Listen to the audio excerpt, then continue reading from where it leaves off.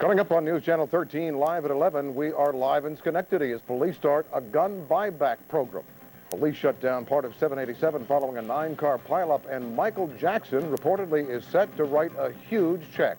All next, join us. This is the Capital Region's #1 late news. News Channel 13, live at 11.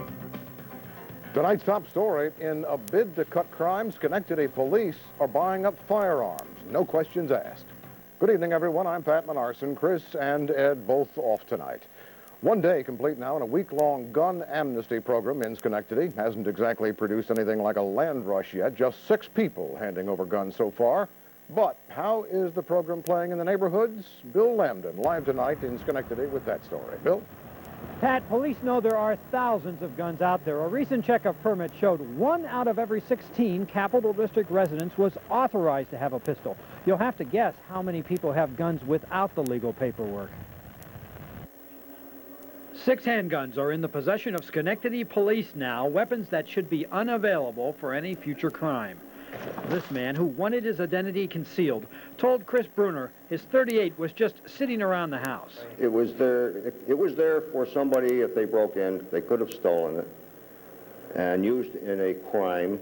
And break-ins happen all the time. Assistant Chief Lou Pardee says one of the 6 guns turned in Monday had previously been reported stolen to East Greenbush State Police. 6 guns are a start, but nothing like the small arsenal that was turned in 2 years ago in Schenectady County. That month-long program netted 170 handguns, 85 rifles, and shotguns. Authorities acknowledge that criminals are not likely to turn in their guns for the premiums being offered. But the hope is that guns that are just lying around someone's house will be turned in, and therefore won't fall into the wrong hands at some time in the future. In Schenectady's toughest neighborhood, Hamilton Hill, the latest gun amnesty program gets an A for effort, perhaps a C for likely results. But if they're lying around the house, they're not doing much with them anyway. Yeah. The ones that we want are the ones that are not, the ones that are in the street. And I don't think they'll give it up. I got a gun myself. Yeah? See, I keep it only for protection. Uh-huh. That's it. Well, you're not going to turn it in, are you? No. The Schenectady gun amnesty program continues through this Friday, and police say if you're going to bring one in, make sure it's unloaded, and bring it in the type of container that you cannot see through. You're supposed to bring it to the police station. Pat? Bill Lambdin reporting live from Schenectady. Thank you very much. More and more polls showing that most Americans regard crime as the #1 issue in the country right now, crime and drugs. Against that backdrop, the U.S. Surgeon General, Dr. Joycelyn Elders, sought today to defend herself in a verbal battle over the drug issue. She has called for a study of whether some drugs ought to be decriminalized. Speaking in Indiana today, Elders said that's all she wants, a study. That we should legalize drugs. You know, I don't know that we know enough, but I feel that we should study the issue and make a rational, sound, scientific decision. President Clinton's expected to say quite a bit about the crime and drug problems in his State of the Union message tomorrow night. Wasn't so long ago that law enforcement experts were touting community policing as the way to cut crime. It's all about getting officers out of squad cars and walking regular beats again, and has been a big thing in Albany and a lot of other cities. Mayor Rudolph Giuliani said in New York City today that community policing's been a disappointment. Arrests are down, cops are spending too much time at social work, he said, and not enough in crime prevention. So, Giuliani said, there will be a reorganization of the New York Police Department.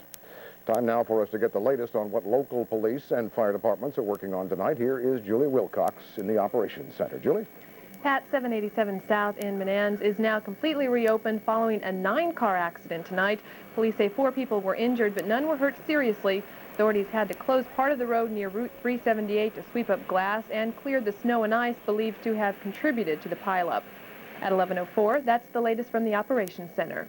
Thank you, Julie. Saratoga County authorities declaring the bizarre weekend death of a Malta woman in an accident today. Her name was Christine Priest. She was 26. Sheriff's deputies say Priest and her boyfriend were arguing while driving in a pickup truck. That Priest jerked on the door handle, either fell or jumped out, and landed in the path of an oncoming car. The ruling means that the driver of the car won't be charged. The boyfriend, however, has been charged with both DWI and leaving the scene of an accident. John Wayne Bobbitt, the man whose wife sliced off his penis, underwent a paternity test in Niagara Falls today. Bobbitt, seen here testifying at his wife's trial last week in Virginia, has been accused in a lawsuit in Niagara Falls of fathering the child of a woman there in 1992, well before his much publicized difficulty with his wife. Bobbitt wouldn't talk about how the tests turned out, but he did say this about his wife's acquittal on grounds of insanity, and we're quoting now. "I was shocked," he said, "and I turned to my mother and said, 'What? She got away with it?'"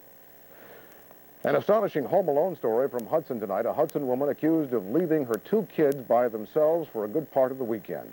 The case surfaced when strangers found one of her children, a 4-year-old, wandering the streets in Hudson at 4 in the morning. News Channel 13's Steve Scoville. It happened here at 518 Columbia Street. The kids are in a foster home now, taken away from their mother, 25-year-old Catherine Shoemaker, because when they fell asleep watching TV with her Saturday night, authorities say she left the house. Police say when the children woke up, they couldn't find their mother.